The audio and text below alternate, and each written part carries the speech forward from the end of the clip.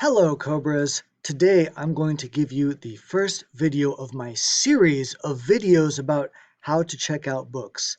This is going to be the short and simple version.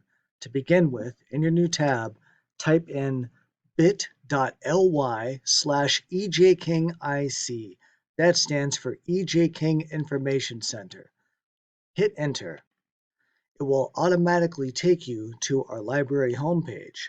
Now, what I would like you to do to check out a book is to hit this middle one. Check out a book from the E.J. King Library Information Center. Once you click on this, it will take you to the search engine where we can find a book perfect for you.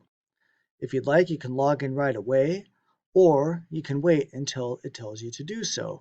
I'll show you how to use all these great ways to search for books later, but for this one, let's keep it simple. I'm simply going to choose this book by the same author who wrote Wonder. And look, it is telling me to log in. If I click on that, it tells me to log in easily. Sign in with your Google account.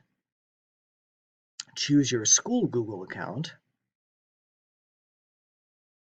if you have options, and then the book should pop up with a little blue button saying hold. When I click on hold, it will tell me that it is available now and I can pick it up.